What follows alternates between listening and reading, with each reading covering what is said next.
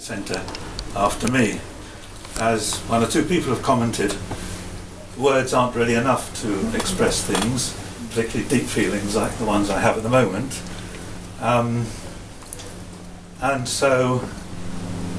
often deeds speak stronger than words. So I think that the deep effect that this event has had on me can be shown in the fact that today I've managed to climb into a suit.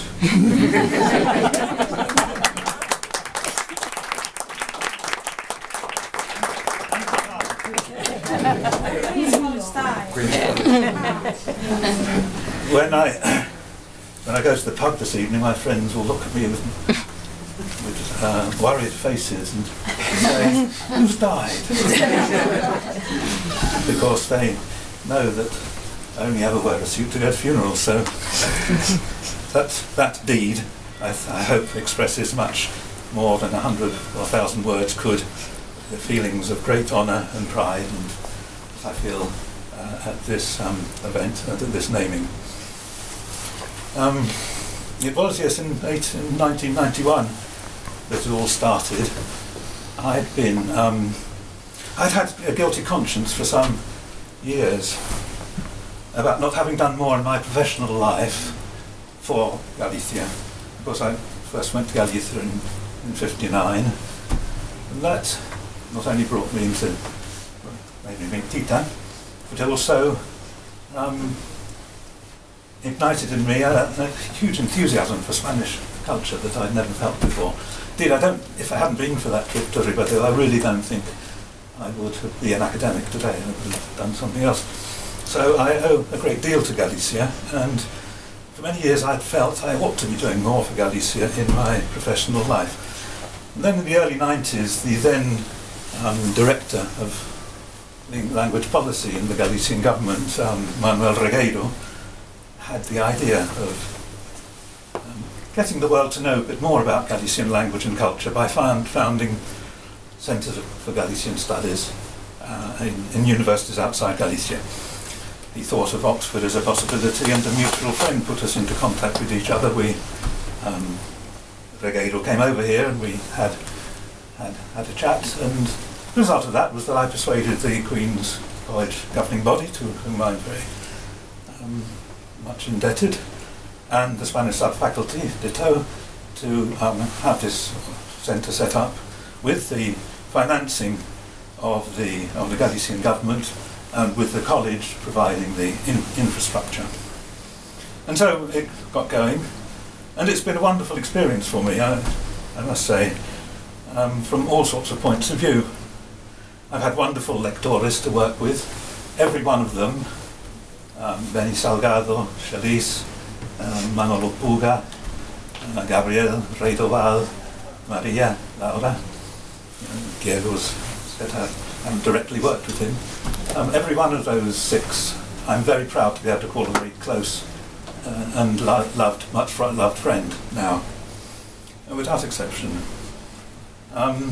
We always knew from the beginning that we weren't going to attract vast numbers of undergraduates to study Galician.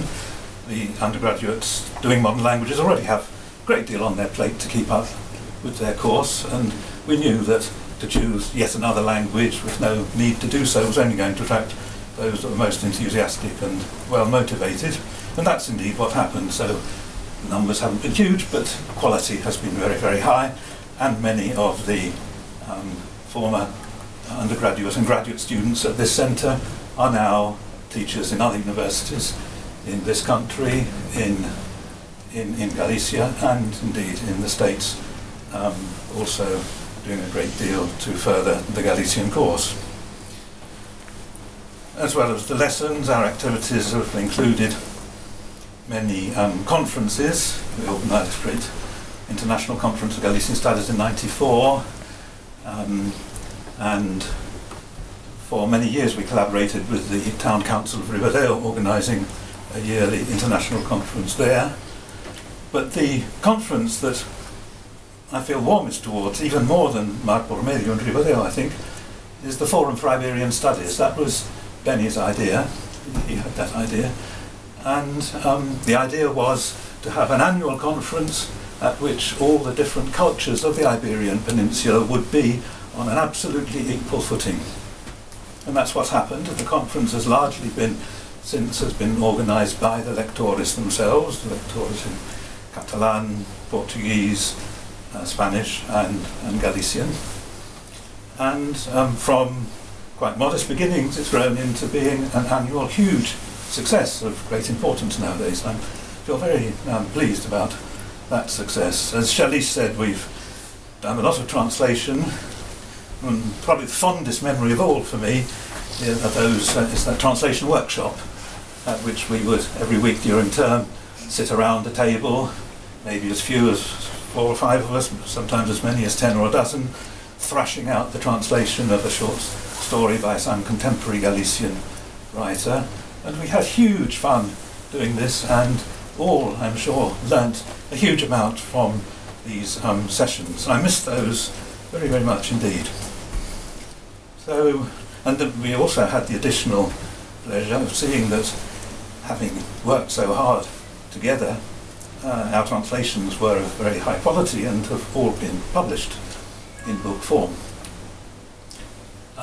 So altogether, I've probably forgotten something that I should have said, but anyone who I have forgotten will excuse me. Altogether, they were very happy 20 years or so. And I think that the Centre and this strong, small but dynamic, always dynamic Galician presence has enriched the life of the college, of the Spanish sub-faculty, of the university as a whole, and indeed of the city. And one thing that I almost did forget was one of the most recent sort of offshoots of the Centre of Galician Studies has been the flourishing of Galician music under the tremendous dynamic guidance of Manu Panforteiro, and in particular he has made people in the musical world aware of Galician music in all sorts of different ways. He never stops having ideas, but in particular the Galician sessions on the last Wednesday of every month up at the James Street Tavern are a huge success, and the music lovers of Oxford are gaining a rich appreciation of the beauty of Galician traditional music there. So in all sorts of different ways, I think the Centre has been worthwhile, and it's great to see that it's continuing in the very reliable hands of Maria and Diego. So thank you for everything, and thank you all for being here.